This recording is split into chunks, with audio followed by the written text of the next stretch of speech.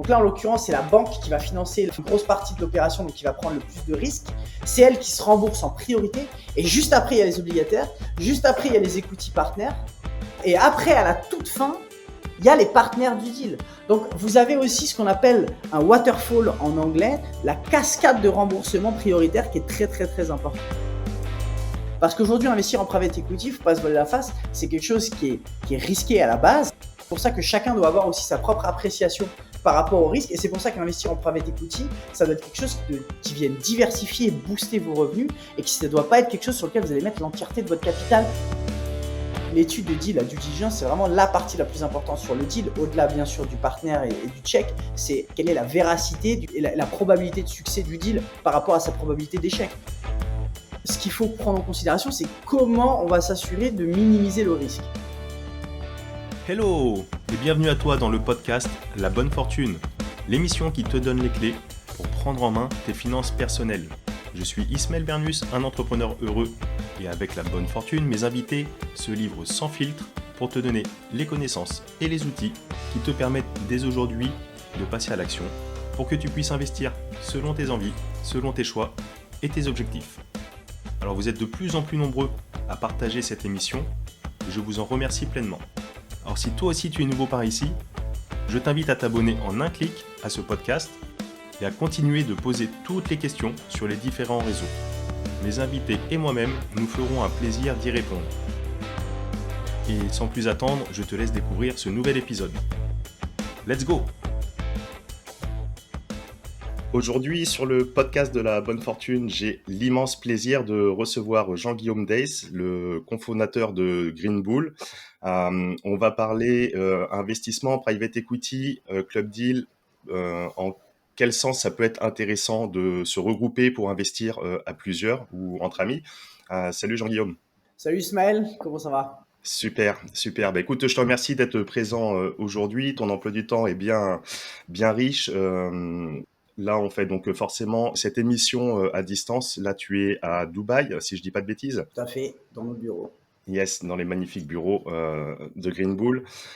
Avant d'attaquer et de voir les différentes options, les différents avantages, en quel sens les auditeurs qui nous écoutent, les différents investisseurs auraient intérêt à éventuellement investir dans le private equity. On a fait plusieurs émissions sur ce sujet.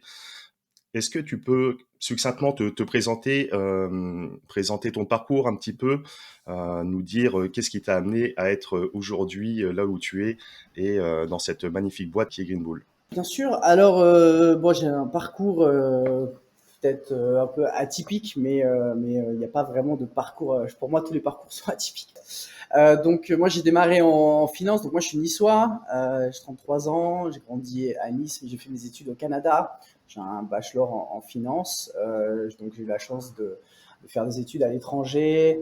En parallèle de ça, on avait monté un business avec 3 de mes associés actuels. Donc c'est une histoire Green Bull qui remonte à plus de 10 ans. Et puis ensuite, voilà, pour faire des compléments de revenus et pour avoir de la vision. Ensuite, retourner en France à cause d'un problème de famille où, entre autres, mon papa avait eu une petite maladie et du coup, voilà, j'ai trouvé que c'était bien de rentrer. Et puis, c'était aussi juste après la crise de 2008 quand on a gradué en 2010, donc c'était un peu chaud d'avoir du travail à l'étranger. Donc, c'était top pour graduer. Mais bon, voilà, j'ai démarré dans une petite banque pour valider mon diplôme. Ensuite, je suis parti en Suisse avec mon meilleur ami aussi, qui est président aussi du groupe, Guillaume en l'occurrence, pour travailler dans la même boîte. Donc on se suit depuis des années. Et puis ensuite, voilà, travailler dans une multinationale où je faisais du business développement. Ensuite, je me suis dit que j'avais quand même un background en finance. J'étais en Suisse. On a commencé à investir en private equity il y a maintenant 10 ans, en 2011, sur notre première opération. C'est un peu la naissance du groupe. Et on a démarré avec une bande de potes, on a créé une boîte au Delaware, on s'est mis à 5 pour arriver avec un ticket minimum de 30 000. On était donc à 5-6 000 chacun. Bon, la boîte, entre-temps, s'est crashée, mais bon, ça faisait partie des risques de la due deal et des risques du métier. Donc, il y a pas mal de choses qu'on a appris aussi avec le recul, avec l'investissement private equity. Peut-être qu'on aura l'occasion d'en reparler juste après, mais voilà, c'était comme ça qu'on a démarré. Et ensuite, je me suis dit, mais pourquoi pas repartir dans la finance. Donc je suis rentré dans une superbe institution que beaucoup de gens rêveraient de travailler. Donc c'était JP Morgan en banque privée à Genève. Yes. Et puis j'avais un gros salaire, hein, j'étais dans les 90 à 100 000 à l'année, donc j'étais bien payé, mais j'étais pas heureux du tout. Dès le deuxième jour, j'ai voulu arrêter. Puis j'ai eu la chance de rencontrer un banquier privé là-bas parce que c'était vraiment ça que j'aspirais à faire. Hein. Moi, je suis rentré par la petite porte. J'étais en middle office dans les dérivés, donc j'étais entre les traders et le marché à booker des trades en face des machines. Alors que moi, je suis plus quelqu'un de front, quelqu'un qui aime bien discuter avec les gens, connecter, faire de la relation et développer du business sur le terrain. Donc, il m'avait dit, bah, écoute, c'est soit tu restes, soit pendant 5 ans, tu vas manger un peu ton pain noir et ensuite tu passeras un graduate programme et ensuite, s'il y a de la place, Inch'Allah, comme on dit à Dubaï, tu auras probablement un poste ou pas en banquier privé. Je me suis dit, non, mais t'as pas compris, j'ai 25 ans, à 30 ans. Moi, ma boîte, elle est déjà montée, j'ai déjà des associés. Enfin, voilà. Donc, j'ai quitté rapidement, quitte à perdre près de 50% de mon salaire pour faire de l'immobilier. Donc j'ai commencé à vendre des appartements, ensuite des villas, ensuite je me suis aperçu que le temps c'est de l'argent, donc j'ai commencé à vouloir faire des promotions parce que tu vends 10 apparts au même endroit, donc du coup en 4 heures tu peux faire 8 meetings, et quand tu es dans un pays comme la Suisse où tu as beaucoup de trafic, donc moi j'étais à Genève, et puis du coup tu te dis si tu vends des appartements et tu es mal organisé dans tes journées, tu fais peut-être 2-3 rendez-vous. Moi j'avais carrément acheté un vélo, je m'étais rapproché le plus possible de la société là où je bossais, et puis j'avais bien quadrillé les trucs pour optimiser le temps en fait et faire un maximum de ventes. Puis après j'ai compris que l'argent n'était pas dans l'immobilier en termes de commercialisation, il était dans la promotion. Donc j'ai fait des promotions notamment en Suisse avec d'autres associés, et puis c'est comme ça que j'ai gagné de l'argent, et c'est comme ça qu'en parallèle en fait on a monté le groupe. En fait moi j'étais salarié pendant un moment, hein, jusqu'en 2018 même, où on a accéléré avec la création du groupe en 2017, qui aujourd'hui, je vais peut-être en parler rapidement, permet aux gens de révolutionner leurs finances. Je vais en parler rapidement. C'est top. Donc ce background avec ces études dans le domaine de la finance, ces différents postes salariés comme ça, et de là quand tu es parti donc de ce fameux poste assez rapidement, et que tu t'as commencé à te lancer dans l'immobilier, là ça tu le faisais déjà avec Greenbull? Alors en fait il y avait une partie où j'étais salarié, mais en fait ça fait depuis que j'ai 18 ans, donc ça fait plus de 13 ans maintenant, 15, ouais, bientôt 15, que je fais du développement personnel. Et moi, j'avais retenu une phrase de Jim Rohn qui disait tu quittes ton salariat quand tu arrives à générer 2 fois ce que ton salariat te permet d'avoir.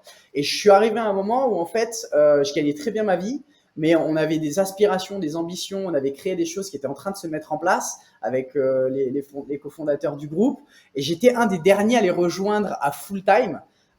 Parce que il y avait déjà, je l'ai fait sur la base d'un bénévolat pur au début, parce que au début faut bien démarrer.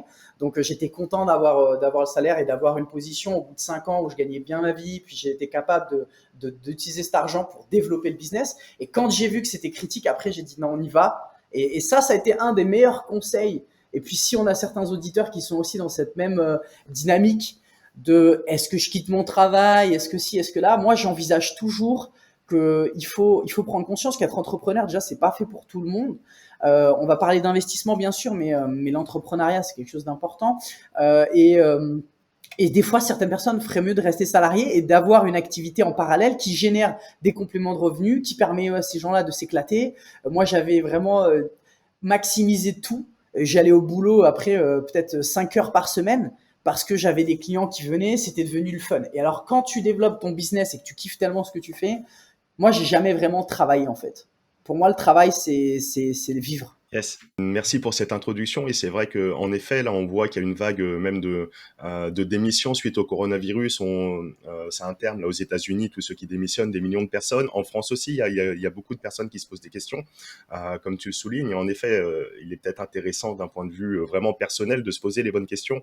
Est-ce que je suis fait pour me lancer à développer vraiment un business, quel qu'il soit, hein. Ça peut être de reprendre une simple boutique, à monter quelque chose de vraiment plus gros, d'être ambitieux. Mais c'est intéressant de se se poser les bonnes questions. Et en même temps, c'est intéressant aussi de se lancer pour tester, parce qu'on peut pas savoir avant, on peut être bloqué par des peurs, par des craintes, que ce soit notamment avoir un certain niveau de revenu minimum qui assure nos arrières, mais c'est intéressant. Et le fait d'être salarié, en tout cas, ça n'empêche en rien le développement de l'entrepreneuriat pour ceux qui souhaitent, et encore moins l'investissement. C'est vrai que ça peut être très très intéressant de mixer, d'avoir comme ça cette force de frappe avec une situation confortable. On le voit dans le domaine de l'immobilier, pour soulever du crédit, notamment en France, etc. Ça peut être intéressant si on a un bon poste, CDI. Les banquiers, ils aiment bien, avec un endettement qui est assez cool. Donc ça peut être bien aussi de rester comme ça dans une zone de confort quand on taffe, comme tu l'as dit, tu as tout résumé. Si on s'éclate dans son taf, au final, on n'a pas l'impression de travailler, on se lève le matin avec le smile et on fonce. Donc, ouais, c'est intéressant. En fait, la zone de confort, en fait, faut la défoncer un maximum.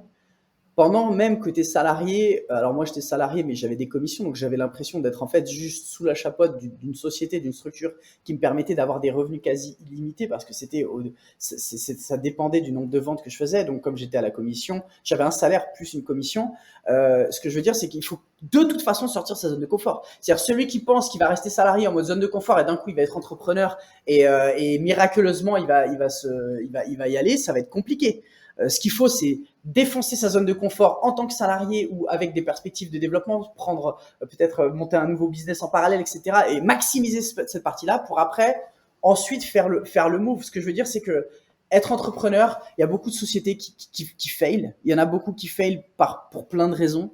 Mais pour moi, une des plus grosses qualités qu'un entrepreneur doit avoir, c'est pas forcément, et là je rejoins quelqu'un que j'aime beaucoup qui s'appelle Patrick Bet-David avec Valuetainment, qui est un de mes mentors aussi, qui me forme aussi, qui t'explique que t'as vraiment les personnes qui veulent être en mode Tim Ferriss, the 4-hour work week, lifestyle, ne pas travailler beaucoup, automatiser son truc. Et puis t'as des gens qui sont un peu plus comme nous, où on est des bâtisseurs, on crée de la valeur, on est là pour aller chercher le milliard de valorisation, on a des grosses ambitions, on veut changer le monde, on veut tout défoncer. Et ça passe par le outworking. On est obligé de outwork les autres. Ça veut dire quoi? Outwork, ça veut dire travailler plus. Moi, je suis un des plus gros travailleurs que je connaisse parce que j'ai une grosse ambition et parce qu'il n'y a rien qui arrive sans travailler. Et à un moment donné, soit tu peux... Et il n'y a aucun jugement. Je veux dire, j'ai l'habitude de dire ça dans la recette du succès, une femme ou un homme d'ailleurs, qui décide d'élever ses 4 enfants et de rester à la maison parce qu'il y a son mari ou sa femme qui veut développer son business, et c'est ça la définition de son succès. Pour moi, elle a plus de succès si elle l'a décidé ainsi et qu'elle le réalise, qu'un milliardaire qui finit complètement fané, sans voir ses enfants et qui finit déprimé, voire même avec des enfants qui vont se suicider ou qui vont rentrer dans de la drogue ou dans des choses négatives, et qui se sentent seuls parce qu'ils ont consacré leur vie là-dessus. Donc, il faut, pour moi, trouver un équilibre et savoir où est-ce qu'on veut aller. Et il n'y a pas de bonne ou de mauvaise situation, comme dirait l'autre. Non, il n'y a pas de bonne ou mauvaise solution. Ce qu'il faut, c'est savoir qu'est-ce qui est bon pour soi. Et comme dit Steve Jobs, you can only connect the dots looking backward, you cannot connect them looking forward. Donc, tu peux juste connecter les points quand tu regardes en arrière finalement. Et très souvent, ce que je me suis aperçu, c'est que tout ce que j'ai fait, même si ça n'avait pas de sens à ce moment précis, j'arrive aujourd'hui à l'utiliser d'une certaine manière où ça rentre dans quelque chose de positif. Donc, voilà, je m'étends un peu là-dessus, mais c'était juste pour faire comprendre à ceux qui nous écoutent, parce que j'ai cru comprendre qu'il y avait quand même des gens qui voulaient aussi se lancer, etc. C'est pas que de l'investissement. Et pour moi, c'est ça dont on doit parler aujourd'hui, mais il faut y aller. Voilà. Il faut y avoir de la discipline, il faut y aller. Et il y a un autre truc aussi qui est important. Moi, j'ai eu un gros déclic parce que j'ai perdu un proche. Et du coup, ça m'a rappelé à quel point la vie tient qu'à un fil. Yes. À quel point demain, tu peux mourir. Et quelles sont les choses que tu vas laisser derrière toi? Et est-ce que ta vie a eu un sens? Et à un moment donné, ça amène à se poser les bonnes questions. Tant mieux avec le Covid, certains ont pu se le faire et certains passent à l'action. De toute façon, tout passe par le passage à l'action, par la prise de conscience et par le déclic. Et moi, ce que je fais pour avoir une énergie incommensurable et tout ça, c'est que tous les jours j'écoute du développement personnel, tous les jours je fais du sport, je me mindset positif. J'ai pas de télé à la maison, dans le salon, elle est dans une salle bien fermée où je décide de regarder un film, ou en général je vais au cinéma.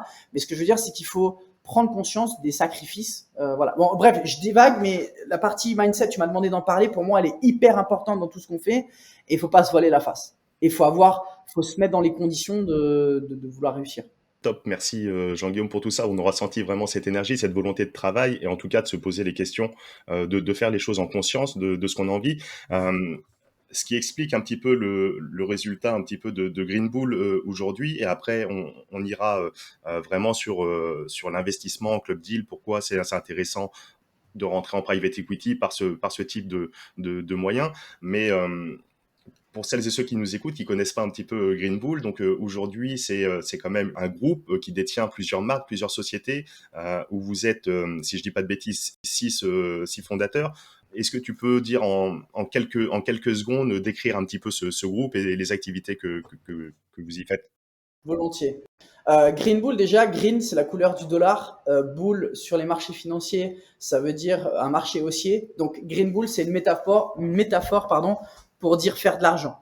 Et on l'a créé en 2011. Donc, en fait, en 2011, on a fait du private equity. En 2012, on s'est lancé sur les marchés financiers. On a beaucoup développé cette partie-là. En 2015, on a fait du private equity, notamment dans l'immobilier. Et c'est là où on a découvert notamment Dubaï comme un Eldorado, un hub business très intéressant. Et c'est en 2017 qu'on a vraiment commencé à structurer le groupe qu'il est aujourd'hui. Donc aujourd'hui, on va dire qu'on a une quinzaine de marques et on va dire 5 sociétés. La première, on a une compagnie de courtage en assurance en santé pour seniors. C'est une société un peu historique puisque l'un de nous 6, effectivement, on est 6 associés, on est une centaine de salariés répartis entre la France, la Suisse et Dubaï. Mais en gros, c'est parce que c'est une activité historique qu'on a démarré parce que l'un d'entre nous vient de ce monde-là. C'est du revenu récurrent et on a démarré comme ça en fait en 2017. On a aujourd'hui un organisme de formation notamment qui est arrivé fortement grâce à Yann, où en fait aujourd'hui Yann Darwin, donc notre organisme de formation aujourd'hui, on forme les gens sur 2 choses qu'on n'a pas appris à l'école: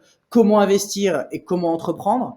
Donc comment investir, principalement on est leader en France sur la partie immobilière. On a même agréé par l'État où les gens salariés ou qui ont été salariés peuvent utiliser le fameux CPF, compte personnel de formation, pour acheter nos formations et surtout se faire former. Là où on se différencie des autres, c'est qu'on a beaucoup de contenu certes théorique, mais énormément pratique. On a un club Facebook privé, les gens posent des questions, il y en a une énorme communauté qui agit et c'est à vie.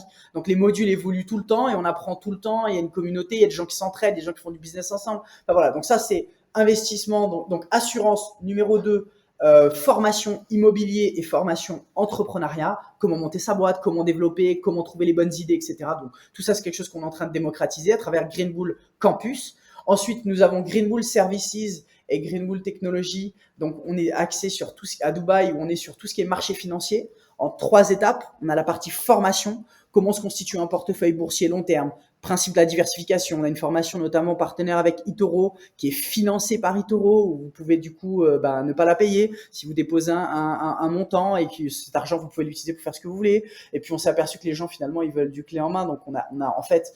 On donne la possibilité à ces personnes de copier notre portefeuille qui a quand même fait plus de 25% l'année dernière. On est à plus de 30% cette année. On a quasiment 20 millions sous gestion. Et puis, c'est un portefeuille long terme, bon père de famille, diversification, liquide sur eToro pour expliquer aux gens un peu ce qu'on fait et le montrer en fait avec du vrai track record, de l'historique, etc. On a aussi des formations pareilles dans le trading, plus court terme, opportuniste, crypto, indice, forex, qu'est-ce qui se passe dans le monde. Donc, on a créé l'espèce de Facebook de l'investissement. Donc, on est les seuls à avoir créé cette application qui s'appelle Aria, A-R-Y-A, que les gens peuvent télécharger gratuitement. Et puis, il y a une partie premium pour avoir accès à d'autres fonctionnalités, mais où en gros, c'est un peu un réseau social de l'investissement. Donc, si demain, vous voulez pas vous prendre la tête pour savoir ce qui se passe dans le monde, vous avez dans une application des gens qui vous expliquent un peu ce qui se passe et qui ont des convictions plus ou moins fortes et qui partagent ça. Et puis, ça peut vous faire permettre de diversifier vos revenus. Donc, ça, c'est la partie marché financier, avec un logiciel aussi de risk et de money management pour les gens qui veulent vraiment faire du trading qui permet de limiter le risque.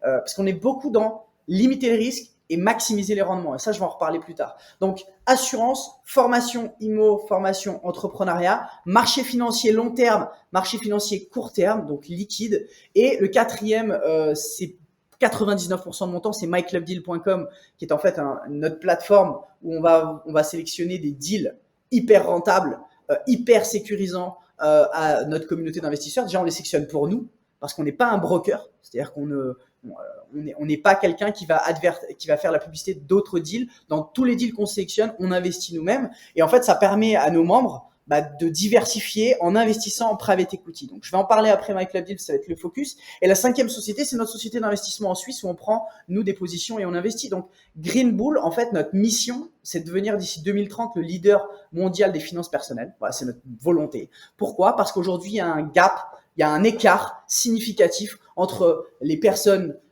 pauvres et personnes riches. Et que nous, aujourd'hui, on démocratise l'accès à des deals, l'accès à de l'éducation financière, l'accès à du mindset, l'accès en fait à tout ce que nous, on a pu apprendre. On le vulgarise pour le rendre digérable en fait pour monsieur, madame, tout le monde, de manière à ce que chacun à son rythme puisse profiter soit d'un produit, soit d'un service, soit d'une vision, soit d'un déclic qui leur permet d'améliorer leur vie en gagnant plus d'argent. Voilà. Nous, notre mission, c'est de faire des économies aux gens et faire gagner de l'argent aux gens en les éduquant et en les rendant indépendants dans le sens où ils vont pouvoir comprendre un peu plus ce qu'ils font. Et il y a un marché qui est immense entre des banquiers aujourd'hui qui vous répondent pas forcément à des problématiques d'investissement, mais qui font plutôt de l'opérationnel, de l'exécution, de j'utilise un compte bancaire et à la limite un financement immobilier et encore, et des banquiers privés qui proposent des deals à des gens qui sont très aisés. Et aujourd'hui, le milieu, il n'y a pas grand monde, à part des conseillers gestionnaires de patrimoine. Certains sont très bien, d'autres sont un peu shady, sont un peu en mode je pense qu'à mes coms et puis je vais pas forcément dans l'intérêt du client, puis je fais des choses old school. Aujourd'hui, on le voit notamment avec l'avènement d'internet et surtout des cryptos et de tout ce qui se passe avec le Covid qui a accéléré la prise de conscience de l'investissement. À tort ou à raison, on fait pas de jugement, mais aujourd'hui les gens sont de plus en plus conscients. Avant, pour booker un trade sur les marchés, fallait prendre son téléphone, appeler quelqu'un, avoir suffisamment d'argent sur son compte, etc. Aujourd'hui, les gens peuvent ouvrir un compte de courtage en 30 secondes et peuvent trader sur les marchés. Et il y en a même certains qui le font tellement mal qu'ils finissent par faire des bêtises qui leur perdent beaucoup de choses. Donc nous, on éduque les gens vers ce principe de diversification. Et si j'ai un conseil à donner aux auditeurs qui nous écoutent aujourd'hui, c'est que investir, c'est fondamental pour son futur, sa retraite, ses enfants, tout ça. Et si vous ne prenez pas le temps de vous former ou de diversifier vos actifs et de vouloir faire des all-in dans certains secteurs qui peuvent demain vous ruiner, vous allez non seulement vous mettre votre propre vie financière en péril parce que oui, aujourd'hui, on est là pour parler de l'argent, mais parce que l'argent, c'est un moyen d'atteindre vos objectifs. Moi, j'ai un objectif personnel qui est d'aider les gens à révolutionner leurs finances, mais j'ai aussi un objectif futur d'une boîte charitable basée sur la transmission. On en reviendra un jour peut-être, mais je sais aujourd'hui que tout passe par avoir du cash, avoir un réseau, faire des deals, avoir de la légitimité, de la crédibilité et monter. Et ça, si vous le faites pas pour vous, faites-le au moins pour votre famille, pour votre conjoint, pour vos futures générations, parce qu'à un moment donné, on est dans une époque où ça devient compliqué, si vous voulez, de trouver les bons deals parce qu'il y a beaucoup d'arnaques, il y a beaucoup de gens qui utilisent qui utilisent en fait l'ignorance de certaines personnes pour s'enrichir. Et il y en a toujours. Et c'est dur de passer à travers. Donc, il y a vraiment ce côté de due diligence, de vigilance à avoir pour savoir comment sélectionner les bonnes opportunités, comment sélectionner les bons deals, comment rentrer dans un bon réseau de confiance. Puis, il y a aussi le temps. Il y a beaucoup de gens qui n'ont pas le temps. Il y a des gens qui sont artistes, il y a des gens qui sont infirmiers, il y a des gens qui sont médecins, il y a des gens qui n'ont pas le temps, mais ils veulent faire fructifier leur cash. Ils n'ont pas forcément confiance en leur banque parce qu'elle leur propose pas grand-chose. Ils n'ont pas forcément confiance en certains CGP parce qu'on leur propose toujours la même chose. Et les gens veulent, voilà. En général, les gens viennent chez nous parce que ils se sentent en confiance. Parce que nous, on est en mode de bullshit. Et ça veut pas dire que tout ce qu'on fait, on le fait parfaitement. Mais en tout cas, on explique ce qu'on fait et on dit ce qu'on fait et on éduque et on prend des risques maîtriser, et ça c'est vachement important. Voilà, je sais pas si j'ai répondu à ta question sur le groupe. Ouais, super clair. On voit ce grand panel avec toute cette diversification au sein du groupe. Et c'est vrai que, tu vois, je rebondis, j'en parlais hier, ne serait-ce sur votre compte trading eToro que vous proposez de répliquer avec l'un des associés. Ce que je le répète, je suis moi-même associé dans Green Bull. Là, j'ai participé à l'avant-dernière levée de fonds et en discutant avec l'un des associés qui réplique je confirme les 25% sur cette année qui a une belle performance et c'est pareil, j'ai eu le plaisir également de boire, on va dire ça comme ça, l'immense contenu et gratuit et payant de notamment Yann et bien d'autres qui m'a permis même moi-même à titre personnel de faire certaines choses et d'être aujourd'hui libre de mon temps, d'avoir pu basculer, comme tu as dit, du salariat à l'entrepreneuriat, l'investissement. Voilà, grâce aussi à tout ça. Et c'est vrai que c'est aussi un petit peu la mission de ce podcast de la bonne fortune, c'est de donner des clés aux auditeurs pour qu'ils puissent prendre en main leurs finances personnelles d'une façon générale, car je suis également convaincu que l'investissement est sur du temps long est très très important pour toutes les raisons que tu as citées auparavant. Donc merci pour cette belle présentation du groupe. Ouais. Je vais juste finir avec une petite parenthèse. Si certains ne nous connaissent pas, je vous invite vraiment à aller sur la chaîne YouTube Yann Darwin, parce qu'effectivement, comme tu l'as dit, donc Yann Darwin, c'est un de nos associés qui vous démocratise et vulgarise un petit peu tout ce qui est finances personnelles. Et ça va du private equity au marché financier, à l'investissement immobilier. On parle des NFT, on parle un petit peu de tout. Donc, ce qui est très important de comprendre, c'est la diversification. Chacun va commencer, puis après, le but, c'est de diversifier. Donc, on est bientôt à 200 000 abonnés quand même sur la chaîne. Donc, le contenu plaît et on est content de le faire. Et c'est quelque chose qui te fait brillamment et qu'on va continuer de développer avec le groupe pour créer toujours de plus en plus de contenu. J'espère que certaines surprises vont arriver l'année prochaine qui vont permettre d'accélérer encore 10 fois plus vite ce qu'on est en train de faire, parce qu'on est vraiment dans une logique de croissance et de développement. On est là pour du long terme. On n'est pas là pour faire un shortcut et prendre, on va dire, de faire des formations rapides et puis encaisser de l'argent et puis redémarrer autre chose. On est là pour bâtir une vraie entreprise solide pour aller chercher plusieurs centaines de millions d'euros, voire 1 milliard de valorisation. Et c'est pas des blagues. On a signé un pacte moral d'entente entre nous. Est-ce qu'on va y arriver? Est-ce combien de temps ça va prendre du temps? En tout cas, ce qu'on fait, c'est qu'on se développe et chaque année, on grossit pour le moment. Voilà, on a fait plusieurs levées de fonds depuis 2017 et on a levé pas des fonds en mode entre guillemets lever des fonds pour lever des fonds. Chaque fois, des petits montants suffisants à investir pour développer le groupe, pour pas pouvoir se diluer. Et puis, c'est là aussi où j'invite la réflexion de certains. Ensemble, nous, notre slogan, c'est Together we achieve more. On croit beaucoup à ça. Est-ce qu'il vaut mieux avoir 100% d'une petite boîte ou est-ce qu'il vaut mieux avoir 1% d'Apple ou 0,1% de Google? Aujourd'hui, c'est ça. Aujourd'hui, je suis pas actionnaire majoritaire. Il y en a aucun d'entre nous qui l'est. On a des parts qui sont équilibrées, qui nous permettent d'avoir aussi une certaine forme de démocratie et de contrôle, de gouvernance et de vision stratégique où on se met d'accord. Mais ce qui est important, c'est d'accélérer avec les bonnes personnes. Du coup, avec tout ça, donc tu parles justement et tu fais le parallèle par rapport à votre situation où vous êtes plusieurs dans cette boîte, etc., ce qui vous permet de proposer les différents services que vous proposez, mais également d'investir. Monsieur, madame, tout le monde, demain, j'ai envie, moi, d'investir, de prendre part dans un deal, donc je peux le faire en direct. Souvent, ça demande des tickets assez importants, 50, 100, 200 000 en fonction. Ou alors, on peut se regrouper entre amis pour avoir cette somme de le faire en direct, mais après, ça peut-être poser des soucis à la sortie d'un point de vue légal, fiscal, etc. On peut le faire également de se regrouper entre amis ou à plusieurs, même si on se connaît pas, de rentrer avec via une holding qui serait vraiment un véhicule qui servirait exclusivement à rassembler une certaine somme, ou alors participer via des club deals. Comment ça se passe? Quelles sont les différentes voies d'accès? Alors, moi, ce que je propose, c'est que je vais t'en parler dans l'explication de ce que c'est myclubdeal.com pour bien préciser qui on est, ce qu'on fait et en quoi ça peut être intéressant pour certains.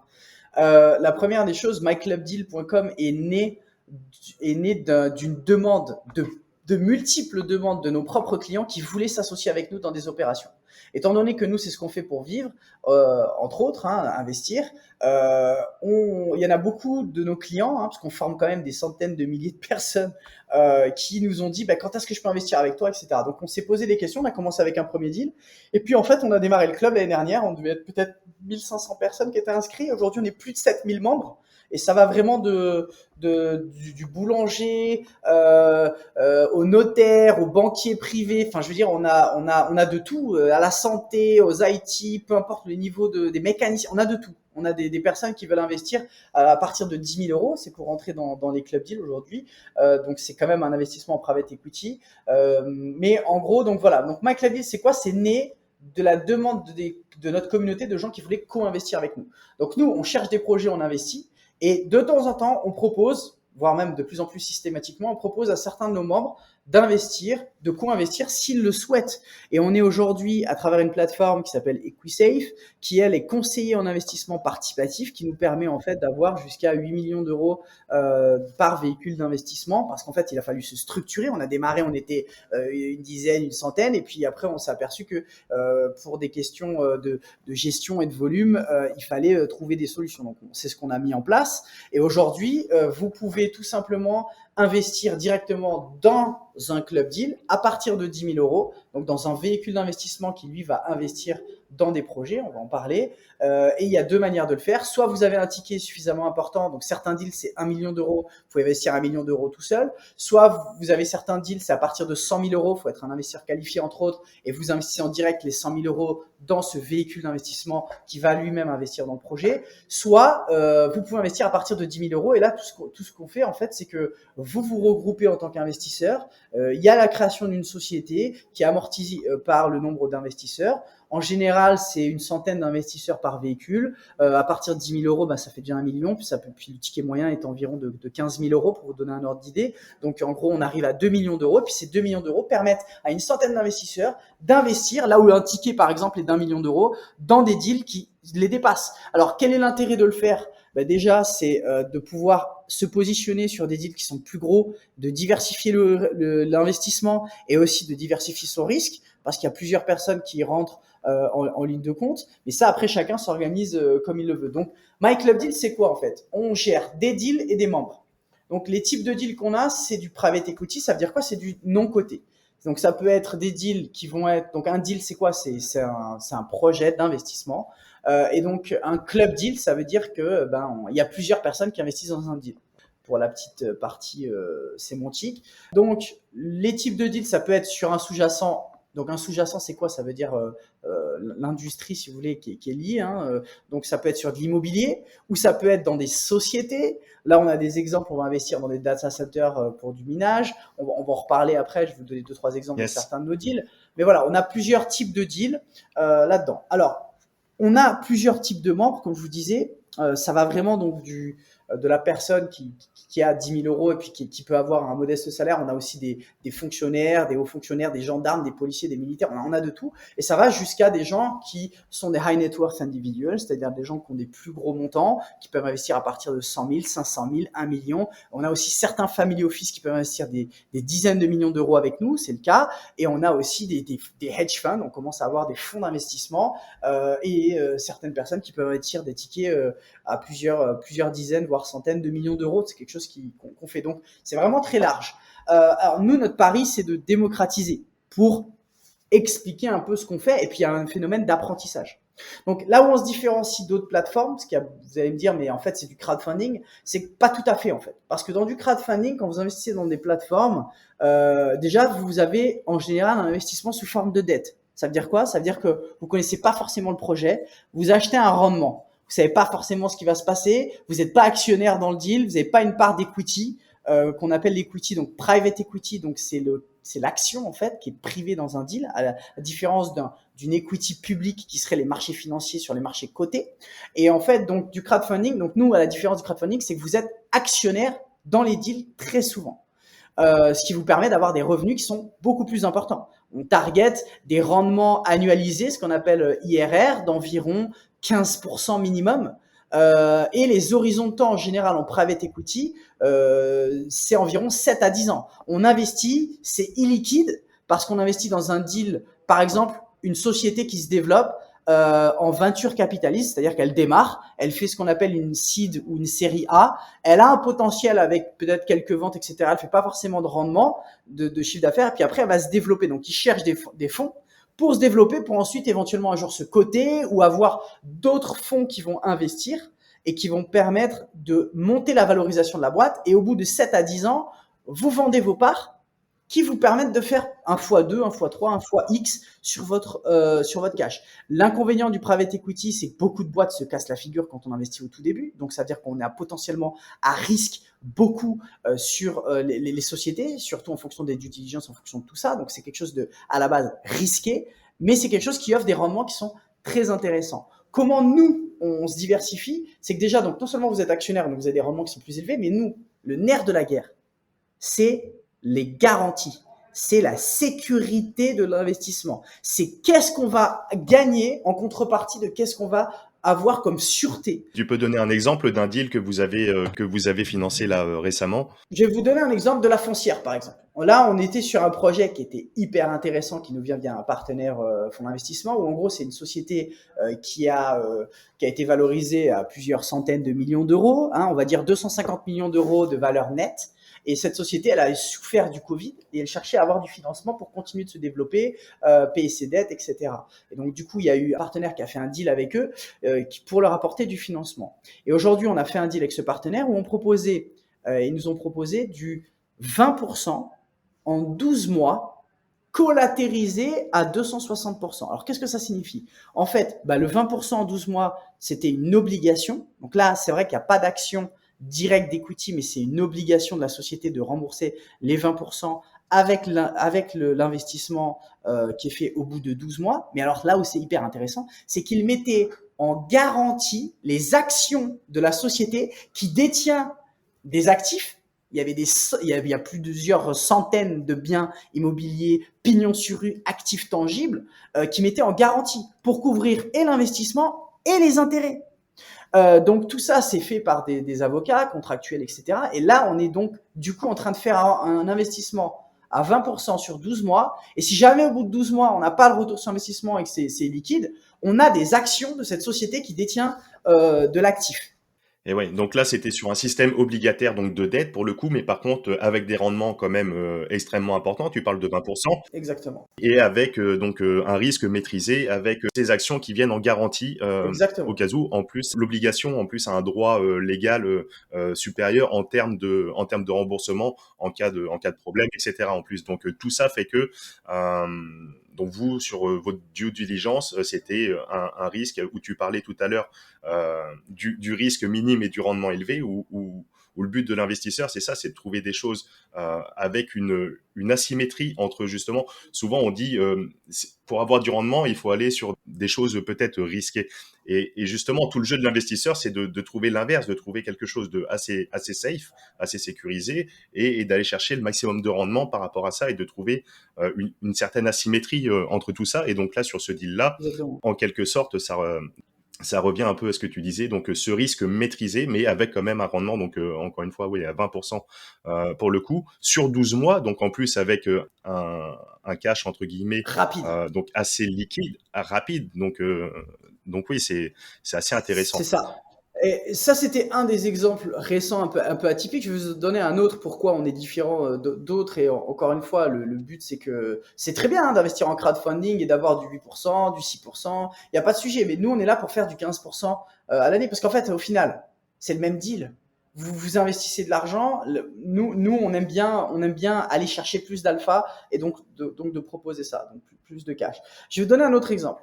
On a fait des deals immobiliers, par exemple 498 logements au Québec et à travers un de nos partenaires en Nord-Amérique, où en fait on a structuré le deal de manière à ce que, avec notre partenaire, il y ait un tiers qui soit investi sur le montant, mettons 150 000 euros, mettons 15 000 euros. Il y a donc un tiers qui est investi en equity, qui donnait des actions, et 2 tiers qui étaient investis sous forme d'obligations, on appelle des bonds. Et en fait, la structuration du deal permettait d'avoir 4 sources de revenus. C'est-à-dire, numéro 1, les 2 tiers en obligation donnaient un rendement de 8% par an payé au trimestre pendant 3 ans. Donc, ça donnait un rendement assez régulier au début. Ensuite, la partie en equity, le 1 tiers donnait un rendement, par exemple, je crois que c'était 7% de mémoire, 7% par an pendant 3 ans. Donc, ça fait 3 fois 7, 21% qui est payé au bout des 3 ans. On appelle ça du preferred equity. C'est de l'action préférentielle. Vous êtes remboursé après les obligataires, donc les gens qui vont faire de la dette. Donc, après, tout de suite, vous êtes en pref equity. Donc, vous récupérez 20%. Comme on est sur des deals qui sont aussi aux États-Unis, au Canada, où il y a de la possibilité de faire du refinancement et où il n'y a pas, à la différence d'en France, parce qu'on a des deals en France, on a des deals aux États-Unis, on a des deals un peu partout, mais par exemple en France, vous avez 95% des permis qui sont attaqués par des gens qui veulent négocier des choses, etc. Aux États-Unis et au Canada, si vous respectez le cahier des charges et vous êtes dans les règles, vous êtes sûr d'avoir votre permis. Donc, on n'a même pas un facteur risque de latence et d'attente, par exemple, dans l'immobilier. Donc, il y a un refinancement qui est fait parce que c'était en l'occurrence une promotion de 498 logements étudiants, donc une thématique qui était hyper en demande en plus de ça là-bas et un peu partout, mais bref. Et en gros, au bout de 3 ans, avec le refinancement du bâtiment, donc ça veut dire quoi? Ça veut dire qu'on va avoir une banque. On a une banque qui finance la première opération et la deuxième banque ou la même banque va refinancer une fois que tout est bâti, ça a beaucoup plus de valeur. Et il y a un remboursement au bout de 3 ans de la totalité de l'investissement qui a été fait. Et là, on est sur un deal de private equity, mais au lieu de sortir en 7 à 10 ans, on sort au bout de 3 ans et on a touché déjà du cash pendant 3 ans. Et c'est pas fini. Il y a un système et un mécanisme. En gros, vous gardez des parts. Vous avez le droit à un rendement, même si vous avez récupéré l'entièreté de votre capital. D'accord. Vous gardez un rendement annuel parce que l'opération dure 10 ans. Au bout de 3 ans, vous avez un rendement annuel, puisque l'objectif c'était de louer pendant 7 ans, mettons si elle dure 3 ans pour la construction, au bout de 7 ans. Donc chaque année, il y a un rendement qui tombe, donc ça vous fait un revenu supplémentaire chaque année sous forme de dividende annuel. Et à l'exit, c'est-à-dire à la sortie, à la revente du bâti au bout de 10 ans, eh bien vous touchez quand même un pourcentage sur la sortie. Et ça, vous prenez ça sur 10 ans, vous l'annualisez, vous étiez à plus de 15% de rendement avec une récupération des fonds au bout de 3 ans. Donc ça, c'est des modèles qui fonctionnent bien parce qu'on s'est aperçu, en fait, on design des deals, on structure des deals pour nous. Donc, qu'est-ce qu'on veut? Le maximum de garantie, le maximum d'argent en un minimum de temps. C'est aussi simple que ça, les gens, c'est ce qu'ils veulent. Ok. Donc, si je résume sur, en tout cas, le montage financier sur ce précédent deal, tu avais donc une partie obligation, une partie equity, du rendement trimestriel. Donc, c'est quand même intéressant parce que souvent, on a du rendement in fine ou alors ou alors tous les ans. Et également une prise de participation qui nous permet de sortir en plus avec la plus-value potentielle à la fin et de récupérer également le tout en ayant récupéré l'ensemble de sa poche d'investissement au bout des 3 ans. Voilà. Alors, ce qui est très important, c'est que ça, c'est le scénario qu'on imagine. Demain, il y a Covid-24 qui arrive et qui se pointe, et qu'on doit retarder l'échéance ou on doit retarder des choses. Forcément, ça a un impact. Il y a bien une différence entre une prévision de quelque chose futur sur lequel vous investissez, de ce qui va se passer. Donc, ce qu'il faut prendre en considération, c'est comment on va s'assurer de minimiser le risque. Et c'est ça qui est intéressant, c'est que dans les deals qu'on fait, donc là, en l'occurrence, c'est la banque qui va financer la totalité de l'opération, enfin une grosse partie de l'opération, donc qui va prendre le plus de risques. C'est elle qui se rembourse en priorité. Et juste après, il y a les obligataires. Juste après, il y a les equity partners. Et après, à la toute fin, il y a les partenaires du deal. Donc, vous avez aussi ce qu'on appelle un waterfall en anglais, la cascade de remboursement prioritaire qui est très, très, très importante. Vous êtes en général ce qu'on appelle en junior debt, c'est-à-dire juste après la banque. Et là où il y a des deals où il n'y a pas de banque, vous êtes tout de suite en priorité. On a fait un deal sur une thématique pour nos actionnaires très très intéressante. C'était un deal dans le thématique du cinéma, où en fait là on était sur la création d'un film d'animation qui va bientôt sortir. Et en gros, le deal, vous allez voir comme quoi il est intéressant. On pourrait se dire le cinéma, moi quand j'entends du cinéma, je dis non, mais nous, c'est de l'entertainment, c'est risqué, machin. Et quand j'ai compris le deal qui avait été fait par notre partenaire, j'ai dit oh là là, ça nous intéresse énormément. Pourquoi? Je vous parle du deal là tout de suite, comme ça vous savez. Ce film nécessitait 24 millions d'euros pour se faire. Il y avait 70% qui étaient apportés par la société de production, 30% qui étaient apportés par des equity partners, donc des actionnaires. Notre partenaire a mis les 7 millions d'euros qu'ils avaient besoin, qui correspondaient aux 30%.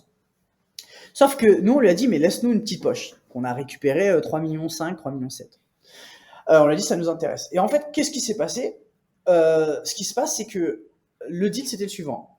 Les gens qui mettaient de l'argent, ils avaient 5% de rendement en année 1, 5% de rendement en année 2, remboursement au premier euro qui est généré par le film au bout de 2 ans, parce que c'est un deal quand même qui va durer 5 ans, mais au bout de 2 ans, le film va sortir et c'est là où, sur le premier marché, il va y avoir un premier cash. Donc, les premiers 7 millions d'euros sur ce film-là remboursent l'investisseur.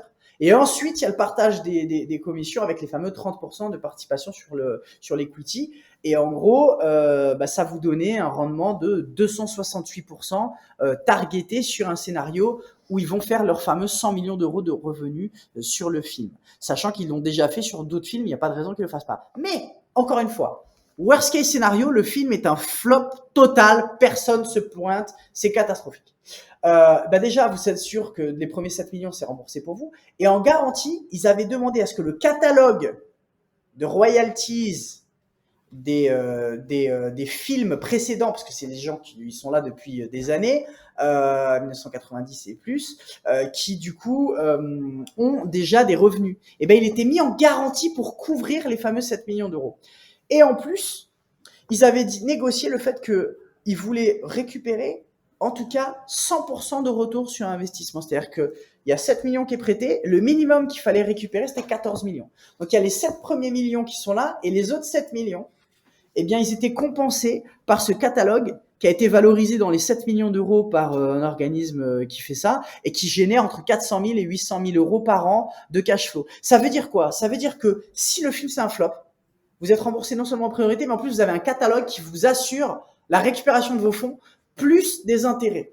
Ouais, des garanties à l'image des nantissements qu'on peut avoir avec une banque, etc., de mettre une contrepartie en face pour garantir tout ça.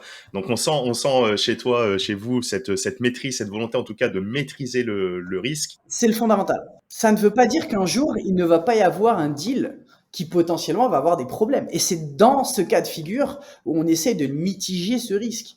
Parce qu'aujourd'hui, investir en private equity, il ne faut pas se voiler la face, c'est quelque chose qui est risqué à la base, mais si vous le faites avec des garanties qui sont importantes, soit sur des choses tangibles comme de l'immobilier qui est construit, soit sur des revenus qui sont générés, qui sont nantis, soit sur des actions de sociétés qui détiennent des actifs fonciers, etc., et qui sont mis en garantie, ben, vous allez peut-être avoir pas votre argent dans les temps, mais vous êtes sûr de d'aller le récupérer par rapport à ce qui a été mis. Et c'est pour ça que chacun doit avoir aussi sa propre appréciation par rapport au risque. Et c'est pour ça qu'investir en private equity, ça doit être quelque chose qui vienne diversifier et booster vos revenus et qui ne doit pas être quelque chose sur lequel vous allez mettre l'entièreté de votre capital non plus.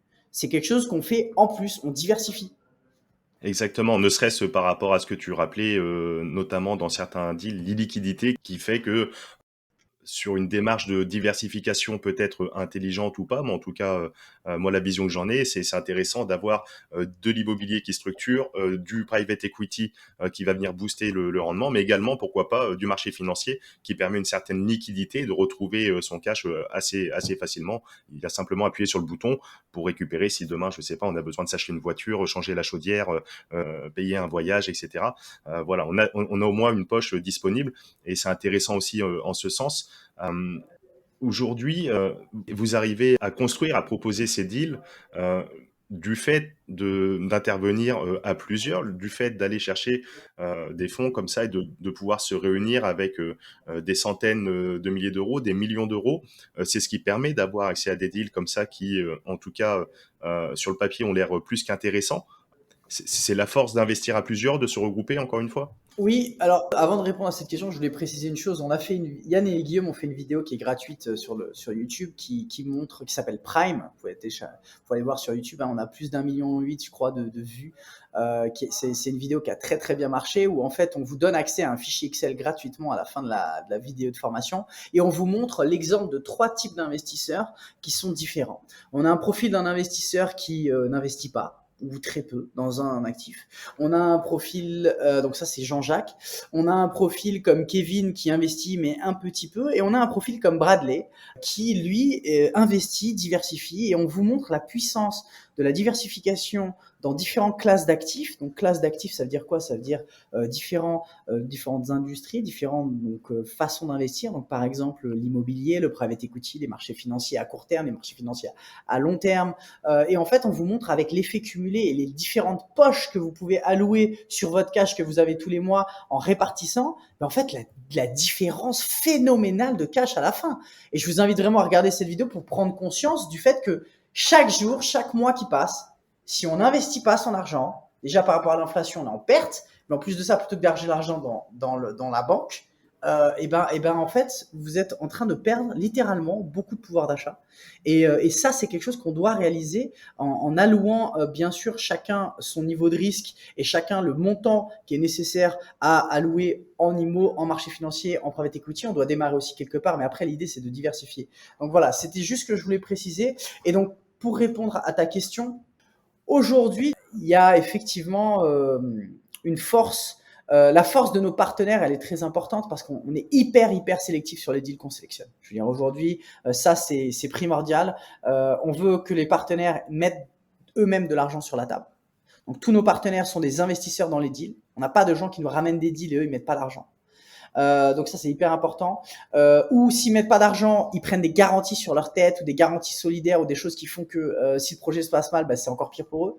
Donc on est vraiment dans des phénomènes d'incitation à ce que tout se passe bien. C'est vraiment comme ça qu'on pense et qu'on réfléchit, qu'on structure les deals et on fait des back and forth, enfin des allers-retours avec les avocats pour s'assurer contractuellement après que ça matche.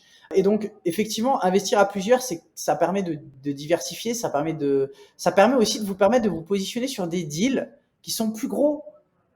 Si je vous dis demain que vous allez vous associer à construire 500 logements dans une opération et que ça va vous générer des rendements trimestriels pendant 3 ans, plus un remboursement des fonds au bout de 3 ans, plus du cash dividende annuel, plus une exit à la fin, pourquoi s'embêter à...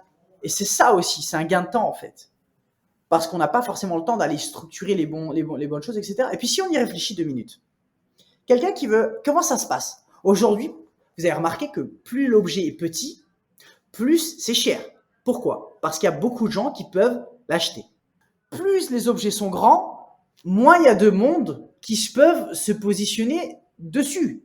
Sauf les gros poissons qui ont des liquidités incroyables et qui peuvent chuter. Vous avez des gens en dessous de 100 millions, en dessous de 250 millions d'euros, ils ne vont pas. C'est trop petit parce qu'ils ont des milliards à déployer. Il faut garder ça en tête. Et en fait, vous avez plein d'opportunités au milieu sur des deals qui sont trop gros pour les petits, mais qui sont trop petits pour les gros, parce qu'ils veulent pas s'embêter à aller chercher ce genre de choses. Et nous, on est sur ce sweet spot, si je puis dire, donc ce point doux, je sais pas comment on peut le traduire d'ailleurs. Sur ce segment. Sur ce segment qui, finalement, il y a peu de concurrence, on achète du coup royalement bien, donc le rapport au prix au mètre carré est hyper intéressant à niveau de l'acquisition. Je parle pour de l'IMO. Pareil pour des deals de private, si on rentre avec des partenaires qui sont hyper agressifs. Quand je dis agressif, c'est agressif dans les négociations qu'ils font et ils obtiennent des garanties qui sont très intéressantes et qui nous permettent de facto de les avoir. Et puis ça nous permet avec notre partenaire d'avoir accès à des études de deal. L'étude de deal, la due diligence, c'est vraiment la partie la plus importante sur le deal, au-delà bien sûr du partenaire et du check. C'est quelle est la véracité et la probabilité de succès du deal par rapport à sa probabilité d'échec.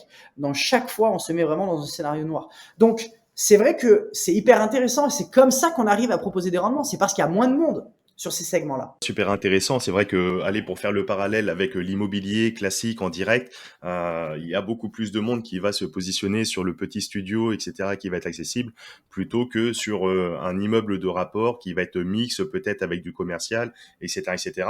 Et donc ça, c'est à l'échelle du particulier qui veut faire son investissement immobilier. Mais là, sur des deals encore plus gros, c'est exactement la même pratique, la même stratégie. Ouais, c'est intéressant. Voilà, et ça ne veut pas dire n'investissez pas à vous développer votre propre patrimoine immobilier, etc. Bien au contraire, il faut aussi le faire. Mais ce qu'il y a, c'est que il y a des limites de temps aussi, il y a des limites d'argent, il y a des limites de plein de choses. Aujourd'hui, il y en a certains qui préfèrent faire que du club deal parce que bah finalement c'est quelque chose qui est quasiment ficelé en fait. C'est ça aussi que les gens achètent, c'est du temps et de l'expertise. Ouais, complètement. Et on l'aura compris, c'est un investissement qui est là pour le coup totalement passif, où la personne n'a pas besoin de prendre de temps, de se déplacer, etc. Le seul travail qu'il y a à faire, c'est de regarder, de faire sa due diligence, comme tu dis, de regarder et de dire, bon allez, j'y vais pas, ça me plaît pas, en fonction des garanties. Donc il y a un petit travail comme ça à faire, mais sinon, en 2 clics, bien au chaud depuis son canapé, on peut y aller et donc c'est aussi assez agréable là-dessus. Pour les personnes qui n'ont pas le temps, la vie de famille, etc., on n'y revient pas, mais c'est vrai qu'on est tous pour beaucoup avec des vies de dingue, le boulot, etc., ou les loisirs également, etc., etc., et on n'a pas forcément tous le temps d'aller chercher soi-même euh, des deals comme ça, etc. Et donc le fait que ce soit proposé à l'image d'autres plateformes que tu pouvais citer, peu importe, mais au moins aujourd'hui on est sur l'ère d'internet où on a des outils, des possibilités, et c'est vrai que comme tu le disais en introduction, ça serait vraiment extrêmement dommage de s'en passer, où tu reprenais l'exemple des trois types de personnes, entre celui qui n'investit pas et celui qui investit, et au bout il y a une grande différence. Je remettrai avec plaisir le lien de la vidéo Prime dans les notes de l'émission. C'est vrai que c'est agréable de pouvoir voilà investir de façon assez passive aussi, quoi. Exact. Et puis au niveau du processus de comment ça se passe, en fait, c'est très simple. myclubdeal.com, c'est aujourd'hui gratuit. Je pense pas que ce sera payant demain, mais en tout cas aujourd'hui ça l'est. Donc vous pouvez vous inscrire myclubdeal.com, c'est facile. Mais au-delà de cela, on propose très peu de deals. C'est-à-dire que comme on fait beaucoup de travail, d'études, de recherche et on se positionne sur des deals qui sont un peu plus gros, on va proposer peut-être 1 à 2 deals par trimestre. En tout cas, c'est ce qu'on a fait cette année.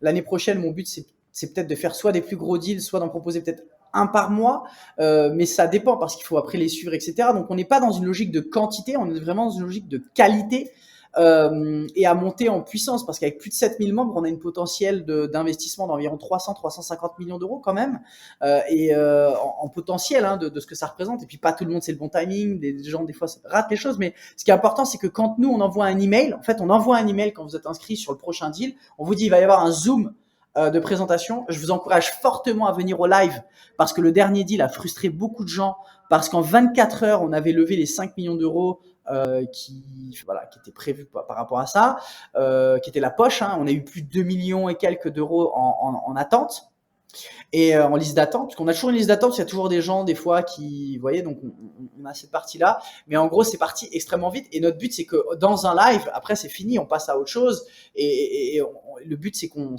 fasse ça. Donc voilà, donc c'est gratuit, il n'y a aucun engagement, il n'y a aucune obligation, ça vous permet aussi d'apprendre comment ça se passe, comment on structure. Ismaël, tu peux aussi peut-être témoigner des data rooms qu'on fait, c'est-à-dire que comment ça se passe en général. Donc vous êtes invité à un Zoom, on présente le deal. Aujourd'hui, ça se passe comme ça. Demain, il y aura peut-être même plus de Zoom. Il y aura juste la fact sheet, donc la présentation. Mais aujourd'hui, on présente, on vous explique pourquoi, etc. Ça dure en général 45 minutes. On le fait en général sur la poche de déjeuner française, puisque nous, on a 3 heures de plus, mais entre 2 et 3 heures ici. Et en gros, en 45 minutes, vous avez la présentation du deal. Et là, il y a 2 cas de figure. Ça vous intéresse, ça vous intéresse pas. Ça vous intéresse comme c'est très souvent le cas, voilà, vous pouvez avoir accès à un formulaire, vous remplissez votre niveau d'intérêt, vous recevez un email avec la data room, vous signez un accord de confidentialité, parce qu'on a certains de nos deals qui sont hyper confidentiels, et il y en a d'autres qui le sont moins, mais de toute façon, il faut toujours signer un accord de confidentialité, parce qu'on est voilà, dans de l'exclusif. Nos deals, vous les retrouverez nulle part ailleurs. Donc ensuite, vous consultez la data room, présentation, vous avez les simulations de ce que ça peut représenter en tant qu'investissement, vous avez toute une data room, les pièces jointes qui confirment les garanties, les contrats, etc. Vous les étudiez. De temps en temps, on fait une session de questions-réponses la semaine d'après si on en a besoin ou pas, selon la structuration du deal. Puis après, c'est fini. Et puis après, on passe au prochain deal. Et c'est comme ça que ça se passe. C'est hyper simple. Je confirme également tout le process pour l'avoir suivi sur les précédents deals. C'est vrai je peux témoigner en effet que vous mouillez la chemise, en tout cas que vous appliquez encore une fois dans un but de pédagogie, d'accompagnement et vous donnez du temps là où d'autres peut-être ne prennent pas ce temps d'explication, etc. Ça reste un peu plus abstrait. En effet, vous sur les deals que vous proposez, voilà, vous organisez comme ça avec ce petit zoom de présentation, même des fois comme tu l'as mentionné, un zoom de questions-réponses pour accompagner les différents acteurs qui vont se positionner, qui ont encore quelques petites craintes, quelques petits blocages ou des incompréhensions. Ça peut arriver des fois. Vous mouillez la chemise en tout cas pour accompagner tout le monde. Et de toute manière, c'est pareil, les auditeurs, les auditrices de la bonne fortune, ils ont peut-être aussi écouté l'émission qu'on avait fait avec Lisiane, qu'on embrasse aussi. Et pour l'avoir régulièrement, un petit peu discuté régulièrement avec elle, on voit que en effet, chez vous, avec myclubdeal, on a cette volonté, comme on t'entend aujourd'hui, avec toute cette énergie, cette passion, la volonté de s'activer, de travailler, de construire des choses et encore une fois poursuivre ce cheminement depuis quelques années maintenant. Je suis bien content de voir cette évolution et en tout cas je suis bien heureux d'avoir mis une petite participation dans l'aventure. C'est vrai qu'on a beaucoup d'intérêt. Nous on est là pour construire une grosse marque à l'international, donc il n'y a pas de sujet là-dessus, mais merci Ismaël de préciser ceci. À titre personnel, toi Jean-Guillaume, quelles sont tes classes d'actifs préférées peut-être et est-ce qu'il y a une classe d'actifs sur laquelle tu souhaiterais peut-être jamais y aller et pourquoi? Alors moi je suis un gros fan de private equity. J'ai carrément fait un prêt CTLM à l'époque pour investir, etc. Et puis ça m'a permis de découvrir des nouvelles personnes, ça m'a permis d'apprendre, donc moi je suis un vrai passionné du private equity parce que c'est de la valeur ajoutée.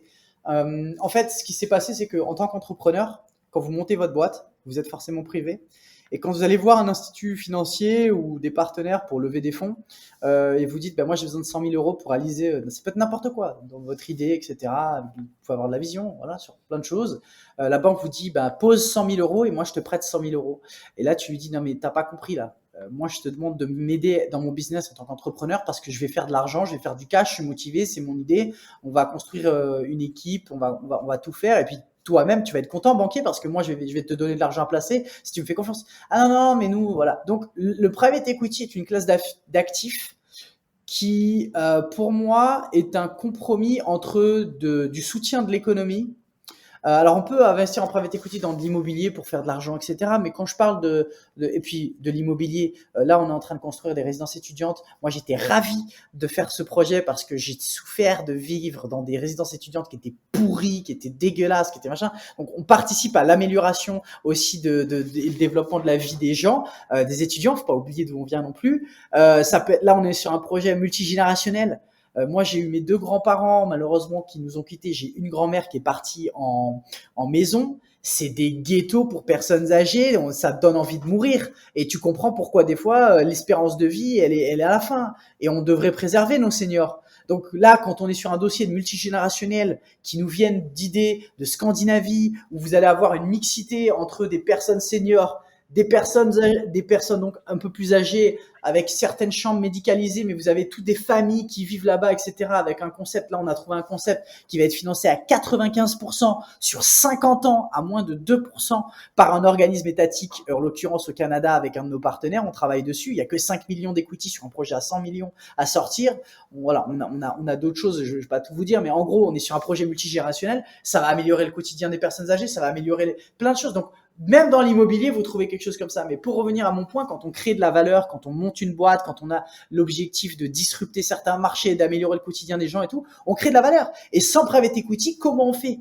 Donc, il faut à un moment donné, je trouve que c'est hyper gratifiant. Pour moi, ça s'assimile presque à du don, mais avec retour sur investissement. Moi, je le vois aussi comme ça. Moi, la première société dans laquelle j'ai investi, c'était voilà, mon père avait un cancer. C'était pour lutter contre des cellules cancéreuses qui avaient eu déjà un approval aux États-Unis pour pouvoir le soigner, enfin soigner des personnes atteintes d'un cancer. Je veux dire, demain, la recherche en santé. Et dans tout, je veux dire aujourd'hui l'écologie, je vous parle même pas du chaos qui est en train de se passer au niveau de l'écologie mondiale où on se rend pas compte de ce qui va se passer avec les ressources d'eau minérales qui sont en perdition pour certains pays. On parle je veux pas vous affoler non plus, mais on parle quand même de 700 millions de réfugiés climatiques dans 10 ans qui vont créer probablement des guerres, des changements, des bouleversements. Je veux dire aujourd'hui, on est dans un monde qui part en vrille. Et si on n'investit pas dans des technologies, dans des gens, dans des projets qui sont bons pour la planète, on est en train de s'auto-mutiler. Et à un moment donné, l'argent, il sert à quoi? Il sert à créer. Je vois le private equity comme ça.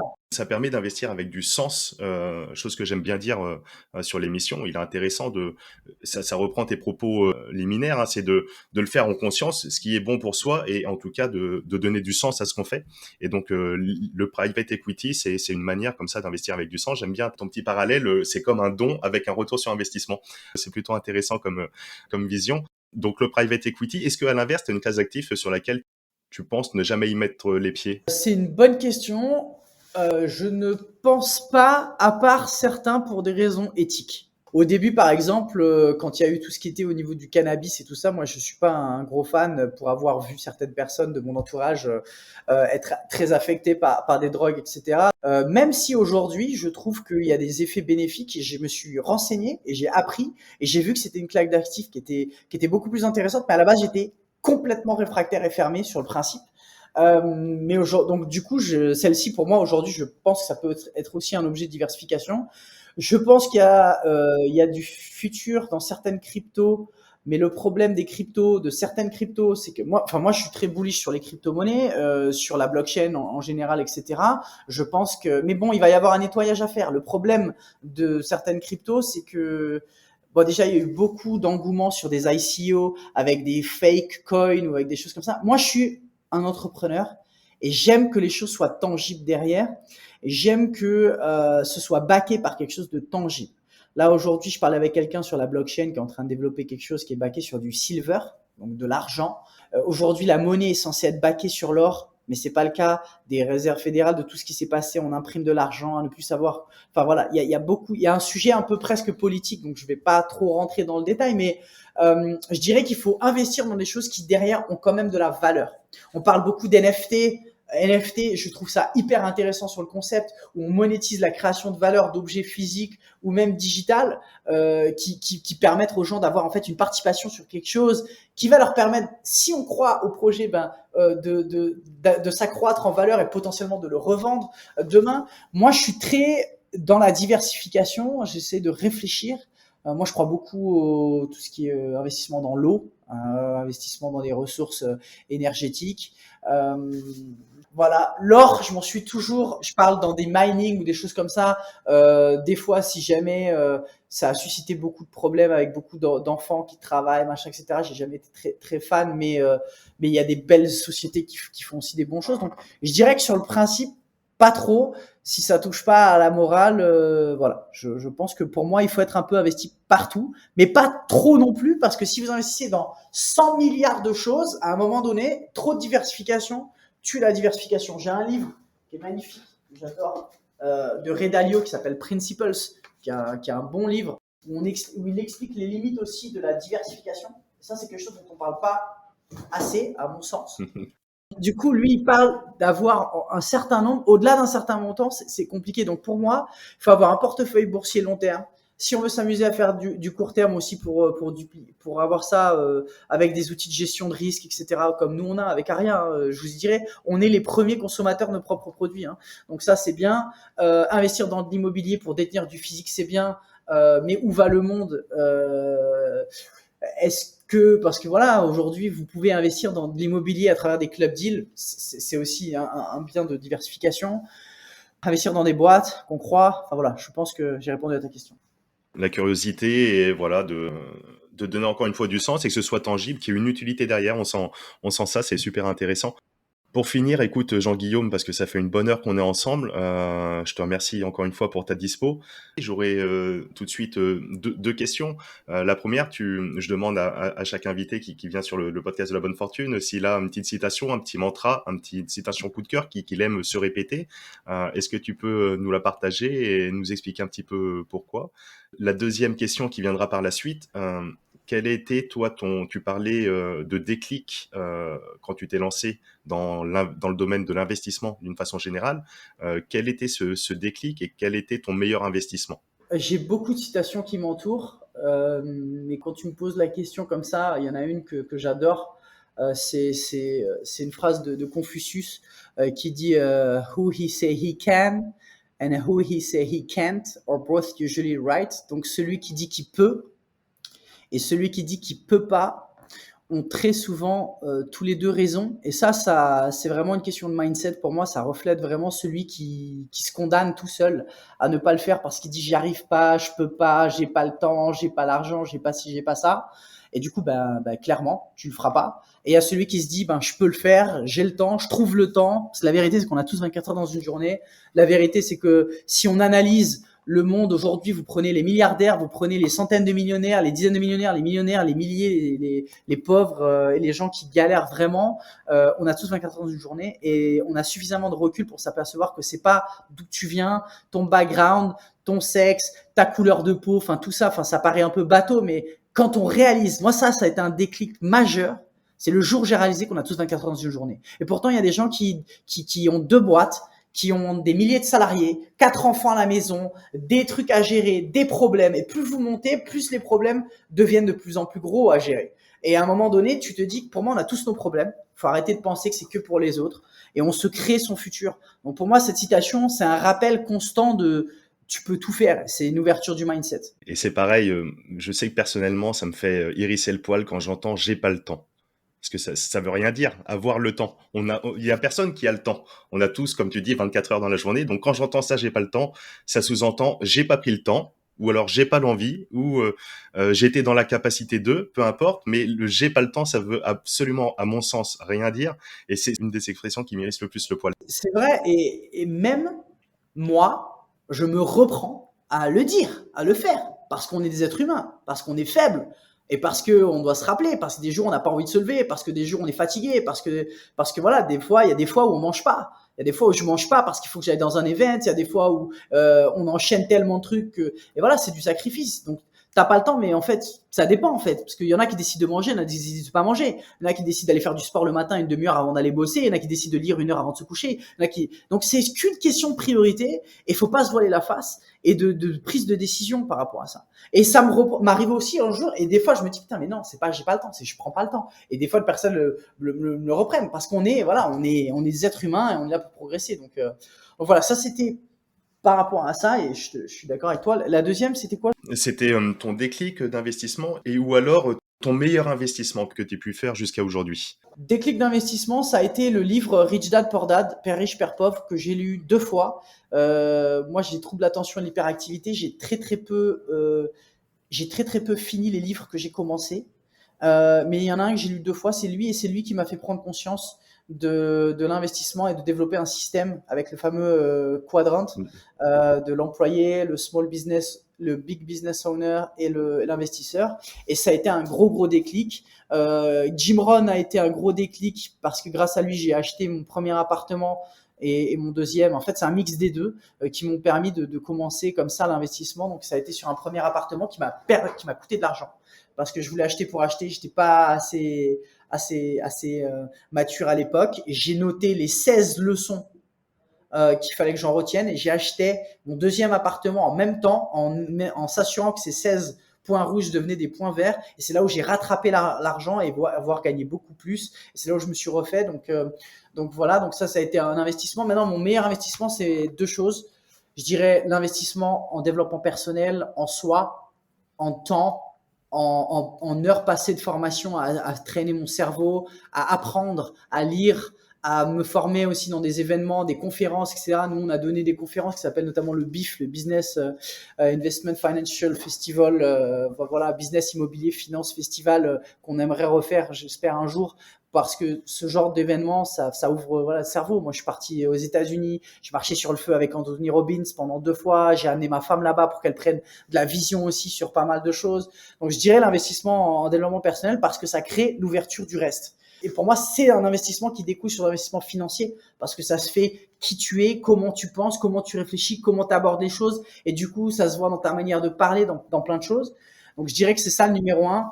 Et le numéro 2, je dirais que c'est l'investissement dans Green Bull parce que on est aujourd'hui, moi je dédie ma vie au groupe pour pouvoir justement la faire décoller, la faire développer. Et c'est un investissement en temps, en énergie, qui pour moi sera rentable dans le futur. Ça l'est déjà, mais on est tellement sous l'eau que voilà, c'est rentable bien sûr, mais je suis pas encore 100% satisfait. On n'est pas dans une logique, et je pense même pas que ça nous arrivera, mais on n'est pas dans une logique encore où on se repose sur nos lauriers, on se dit regardez, non, même si ça paraît gros, même si ça paraît bien, je veux dire pour moi on est à l'apéro là. Yes. Pour moi on n'a rien, on est vraiment au tout début et on est là pour du long terme. Donc je dirais l'investissement financier que j'ai pu mettre dans Green Bull, parce qu'on a financé le démarrage de tout et voilà, je dirais que c'est ça. Il y a une volonté pour Green Bull d'être investi en bourse ou pas? Ça peut. Ce qui est sûr, c'est d'augmenter la valorisation. Donc, ça pourra passer par une introduction en bourse ou ça restera privé si on décide que c'est beaucoup mieux pour tout le monde. Ce qui est sûr, c'est que l'un ou l'autre, ça rendra satisfaisant les actionnaires et on verra. Ok. Je vais peut-être finir sur une chose que je voulais dire, c'est que là, les 2 prochains deals sont hyper intéressants qu'on est en train de structurer. Je les ai pas totalement finis, mais on est sur un financement de data center avec du mining hyper intéressant, et on est sur une boîte qui va justement, une boîte très rentable qui va continuer à faire des acquisitions et qui va vouloir faire une cotation en bourse, un investissement en bourse. Donc on travaille là-dessus. On va voir si ça passe le comité d'investissement, mais on est très bullish sur ces 2 projets qui arrivent soit d'ici la fin de l'année, soit début de l'année prochaine. Voilà, pour info. Pour les auditeurs de la bonne fortune, j'allais te demander, est-ce que tu peux faire un geste ou pas pour celles et ceux qui souhaitent rentrer dans My Club Deal, mais tu l'as dit, c'est déjà gratuit. Et puis, il n'y a aucun engagement, voilà, ouais. Une petite question pour le fun, tu préfères bosser avec Lisiane ou avec Yann? C'est pas les mêmes types de relations de travail. Je dirais que j'aime bien bosser avec les deux. C'est juste qu'on fait des choses complètement différentes. On travaille vraiment en teamwork.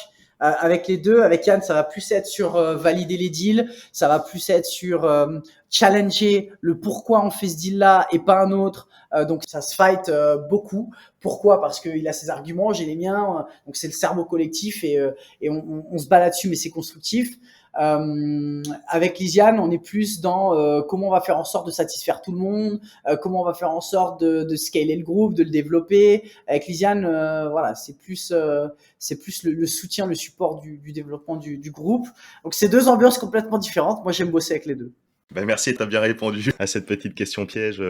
Mille merci encore une fois pour ton temps. J'ai envie de te laisser le mot de la fin pour les auditeurs, les auditrices de La Bonne Fortune qui écoutent l'émission jusqu'au bout. C'était un échange passionnant, on sent cette passion, même à distance.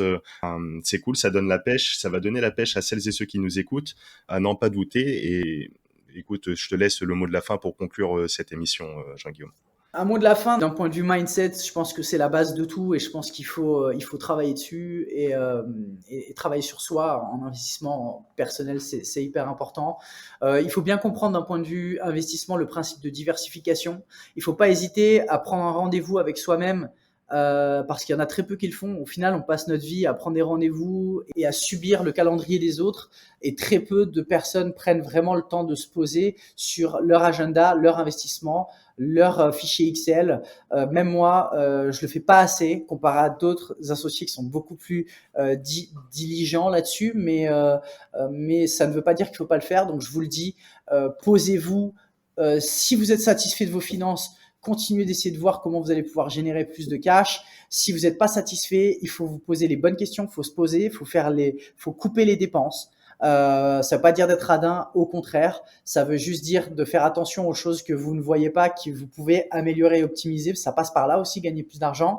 Et la deuxième chose, c'est voir comment vous pouvez vous créer plus de temps pour créer plus de cash et comment avec le cash que vous avez, vous pouvez le diversifier. Je vous invite vraiment à faire le Prime et c'est gratuit, vous verrez, il y a le fichier Excel, il y a tout pour vous poser à vraiment définir combien vous êtes capable de mettre par mois de côté et à vous payer en premier. Je veux dire, demain, aujourd'hui, le premier intéressé, c'est vous. Demain, vous gagnez 2500 euros, 3000, 10 000 ou 1500 euros. Il faut que vous ayez un bon 10, 20, 30%. En priorité, vous payez vous. Ensuite, vous payez le loyer. Ensuite, vous payez le reste. Et ensuite, du coup, ça vous oblige à avoir une bonne mentalité. Donc voilà, si ça vous aide, tant mieux. J'espère que ça a été constructif pour vous. J'ai pas trop parlé parce que j'ai tendance à m'étaler, mais je fais dans une perspective de compréhension et de vous montrer peut-être à travers mon prisme comment on peut penser différemment et comment, voilà, qui on est, qu'est-ce qu'on fait. Voilà, allez sur myclubdeal.com, allez sur Yann Darwin. Continuez de suivre La Bonne Fortune. Je remercie Ismaël de mettre en place aussi des podcasts comme ça parce que ça permet aussi à tout le monde de démarrer, de comprendre et de voir où est-ce qu'on en est. Donc, et le but, c'est aussi de give back et de donner. On se rend pas compte aussi avec les années qui passent la masse de choses qu'on peut finalement enseigner aux gens parce que comme un enfant qui grandit, vous le voyez quand vous le voyez pas tous les jours, vous le voyez au bout de 3 ans, mais quand vous le regardez tous les jours pendant un an, vous le voyez pas, mais il fait des pas significatifs. Et je pense que, en tout cas, une des choses qu'il faut qu'on fasse un peu plus, c'est transmettre plus régulièrement pour pouvoir, en tout cas, transmet, je parle de Mike Laville parce que Yann transmet tous les jours, je crois qu'il est hyper régulier là-dessus et puis Guillaume le fait aussi sur les marchés financiers, donc n'hésitez pas à vous pluguer et à voir ce que vous aimez, vous n'êtes pas forcément friand de toutes les classes d'actifs, renseignez-vous, essayez de comprendre pourquoi aussi, très souvent ce qui nous fait peur c'est ce qu'il faut qu'on fasse, faut pas l'oublier. Voilà le petit mot de la fin et de kiffer votre life aussi et de remettre bien les priorités au milieu de votre foyer et de tout ça, voilà, c'est important. Merci Jean-Guillaume. Donc on retiendra que l'on se dise que l'on peut ou qu'on se dise qu'on ne peut pas, on aura toujours raison. Donc faisons en sorte de se donner les moyens d'y arriver. Merci pour tout. Excellente journée à tous et je te dis à très très bientôt Jean-Guillaume. Allez, ciao à tous. Merci à toi. Ciao, ciao. Et nous voilà arrivés à la fin de cette émission et je te remercie pleinement pour ton écoute attentive. Alors si tu as écouté jusqu'ici, c'est que tu fais partie de la Dream Team de La Bonne Fortune. Et vous êtes de plus en plus nombreux à nous suivre chaque semaine, alors encore merci du fond du cœur. Alors si tu apprécies le podcast de La Bonne Fortune, je le répète à chaque fois pour les nouveaux abonnés, c'est très simple, il y a 2 belles façons de me le témoigner. La première, c'est de prendre quelques secondes pour laisser un avis 5 étoiles sur la plateforme de ton choix et notamment Apple Podcast, car tu le sais, c'est ce qui aide pour le référencement de l'émission. Et la deuxième façon, c'est de le partager à tes proches, à tes amis autour de toi. Je suis sûr que tu connais 2 ou 3 personnes qui seront intéressées par ce contenu. Et comme on le sait, la distance entre les rêves et la réalité s'appelle l'action. Moi je te retrouve très vite pour un nouvel épisode de La Bonne Fortune. Ciao.